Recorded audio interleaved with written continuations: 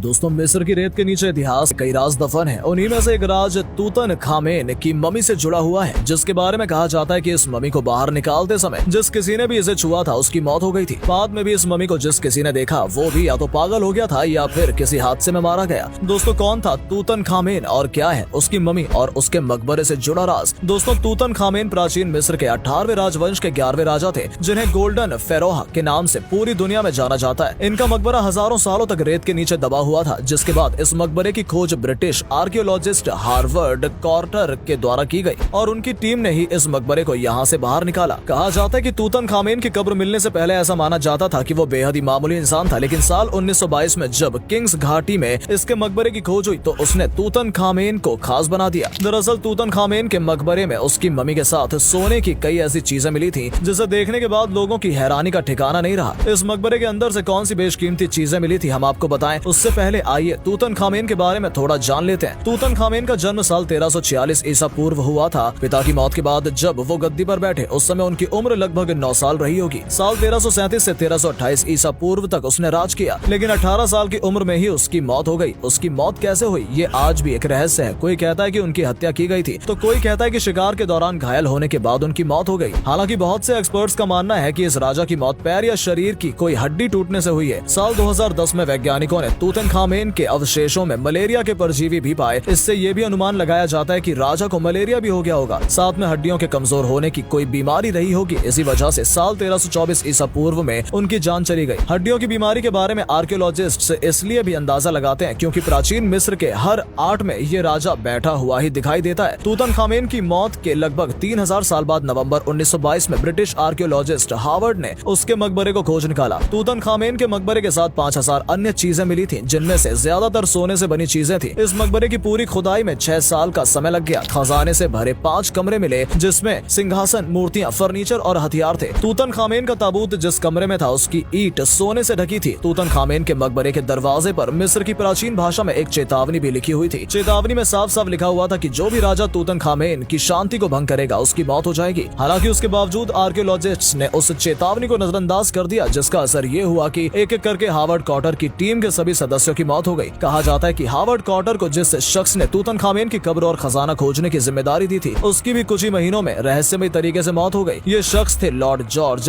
कार्नारवल, जिन्होंने सबसे पहले तूतन खामेन के कंकाल को छुआ था। एक साल बाद मिस्र के एक वैज्ञानिक ह्यूग एवलिन वाइट, जो कि मकबरा खुलते समय वहाँ मौजूद थे, उन्होंने खुद अपनी जान ले ली थी। मरने से पहले उन्होंने एक चिट्ठी लिखी जिसमें उन्होंने कहा कि वो एक श्राप के शिकार हैं, इसी वजह से वो अपनी जान ले रहे हैं। साल 1924 में सर आर्चिबाल्ड डगलस रीड, जिन्होंने तूतन खामेन की मम्मी का एक्सरे किया था, एक्सरे करने के एक दिन बाद वो बीमार हो गए और 3 दिन बाद उनकी मौत हो गई। 2 साल बाद अमेरिकी मिस्र वैज्ञानिक हारून एम्बर के घर में आग लगने से उनकी मौत हो गई। वो भी मकबरा खुलते समय मौके पर मौजूद थे। कहते हैं कि बाद में तूतन खामेन की रहस्यमय मम्मी को जिन जिन लोगों ने देखा वो भी या तो पागल हो गए या किसी न किसी वजह से उनकी भी मौत हो गई। मिस्र के राजकुमार अली कामिल उनमें से ही एक है। राजकुमार और उनकी पत्नी दोनों की मौत तूतन खामेन के मम्मी को देखने के बाद हुई थी। जब राजकुमार अपनी पत्नी के साथ मम्मी को देखकर घर लौटे तो खुद उनकी पत्नी ने ही राजकुमार की हत्या कर दी। दोस्तों इन सभी घटनाओं के बाद उस मम्मी को श्रापित माना जाने लगा। हार्वर्ड कॉर्टर ने सरकार से रिक्वेस्ट की कि मम्मी को वापस से वहीं दफना दिया जाए, जिसके बाद हार्वर्ड कॉर्टर की मांग पर सरकार ने उस रहस्यमय मम्मी को फिर से उसी जगह पर दफना दिया। लेकिन कुछ सालों के बाद लॉर्ड जॉर्ज कार्नारवन, जिन्होंने खजाना खोजने में जिम्मेदारी हार्वर्ड कॉर्टर को दी थी, उनकी बेटी लेडी एवलिन के प्रयासों से फिर से उस मम्मी को कब्र से बाहर निकाला गया और उसे मिस्र के लंदन लाया गया, जहाँ उसे म्यूजियम में रखा गया। कहते हैं कि लेडी एवलिन उस मम्मी से इतनी प्रभावित थी कि वो रोज म्यूजियम में उसे देखने जाती थी। एक दिन जब वो मम्मी म्यूजियम से बाहर निकली तो अचानक उन्हें दिल का दौरा पड़ा, जिससे उनकी मौत भी हो गई। तूतन खामेन के मकबरे में मिला बेशकीमती खजाना। तूतन खामेन का ताबूत। मकबरे के अंदर जिस ताबूत में तूतन खामेन का शव रखा हुआ मिला था वो 2 ताबूत के अंदर बंद था। एक साथ पूरा ताबूत 1.23 टन का था। ताबूत का वजन और आकार के कारण आर्कियोलॉजिस्ट के लिए इसे खोलना लोहे के चने चबाने जितना कठिन था। कहा जाता है कि तीनों ताबूत पर तूतन खामेन का चेहरा बना हुआ था। हालांकि जो ताबूत सबसे ऊपर था वो लकड़ी का बना हुआ था, दूसरा ताबूत भी लकड़ी का था, लेकिन जो तीसरा ताबूत था वो पूरी तरह सोने का बना हुआ था। इसी के अंदर राजा की मम्मी थी। सोने से बने इस ताबूत को देखकर आर्कियोलॉजिस्ट्स की आंखें खुली की खुली रह गईं। सोने का मास्क। दोस्तों इस मकबरे के अंदर राजा का एक मास्क भी मिला था जो दिखने में बहुत ही ज्यादा खूबसूरत था। हालांकि ये मास्क जितना ज्यादा खूबसूरत है उतना ही ज्यादा वजनी भी है। दोस्तों ये मास्क 1-2 नहीं बल्कि पूरे 10 किलोग्राम का है, जिसके साथ ही ये मास्क 53 सेंटीमीटर बड़ा भी है। दोस्तों ये मास्क पूरी तरह से सोने का बना हुआ है और इसकी खूबसूरती में 4 चांद लगाने का काम इस पर जड़े हुए कीमती पत्थर करते हैं। दोस्तों ये मास्क तूतनखामेन के चेहरे पर लगा हुआ था। चाकू तूतनखामेन के मकबरे में जितनी भी चीजें मिली हैं वो सब की सब सोने की बनी है, लेकिन इस मकबरे के अंदर एक चाकू मिला है जो कि एक और बेशकीमती धातु से बना हुआ है। जांच में पता चला है कि ये धातु धरती के बाहर किसी उल्का पिंड का है। तूतनखामेन के दाएं पैर पर यह चाकू रखा हुआ मिला था। दोस्तों, इस चाकू के अलावा मकबरे के अंदर आर्कियोलॉजिस्ट को एक अन्य चाकू भी मिला है जो कि पूरी तरह से सोने का बना हुआ है। राजा की पेंटिंग तूतनखामेन के मकबरे की दीवार पर आर्कियोलॉजिस्ट को कई पेंटिंग्स भी लगी हुई मिली हैं, जिसमें से एक पेंटिंग में तूतनखामेन अपनी पत्नी के साथ था। आपको बता दें, तूतनखामेन की पत्नी का नाम अखेसेनमन था। अखेसेनमन के मकबरे को भी आर्कियोलॉजिस्ट ने खोजने की बहुत कोशिश की, लेकिन आज तक उसे खोजा नहीं जा सका। ऐसा माना जाता है कि अखेसेनमन का मकबरा भी तूतनखामेन के मकबरे के आसपास ही है। बंदरों की पेंटिंग्स दोस्तों, तूतनखामेन के मकबरे में कई जानवरों की पेंटिंग्स भी मिली है। इसमें से एक पेंटिंग में 6 बबून दिख रहे हैं। इनमें से कुछ पेंटिंग में कीड़े भी दिख रहे हैं जिन्हें पुनर्जन्म से जोड़कर देखा जाता है। रथ तूतनखामेन के मकबरे में आर्कियोलॉजिस्ट को 6 रथ मिले हैं। जब इन रथ की शोधकर्ताओं ने जांच की तो उन्होंने पाया कि इस रथ को इस तरह से बनाया गया है कि उस पर छाता लगाने की भी जगह है। उस जमाने में छाता जैसी चीजों का होना वाकई हैरान कर देने वाली बात है। इसके अलावा रथ पर बाज का चित्र भी बना हुआ है। दरअसल बाज पक्षी सूरज के देवता होरस का प्रतिनिधित्व करता है। सोने का बेड तूतनखामेन के मकबरे में जितनी भी चीजें मिली हैं वो सारी चीजें एक जिंदा इंसान के काम आने वाली हैं। मकबरे के अंदर एक बेड भी मिला हुआ है जिसे बनाया तो लकड़ी का गया है, लेकिन उसके ऊपर सोने की नक्काशी की गई है। बेड के ऊपर गाय की तस्वीर भी बनी हुई है जिसे प्राचीन मिस्र में उर्वरता की देवी से जोड़कर देखा गया है। तो दोस्तों, तूतनखामेन के मकबरे के अंदर मिली इन सारी चीजों को लेकर आपकी क्या राय है? अपना जवाब हमें कमेंट सेक्शन में जरूर बताइएगा। धन्यवाद।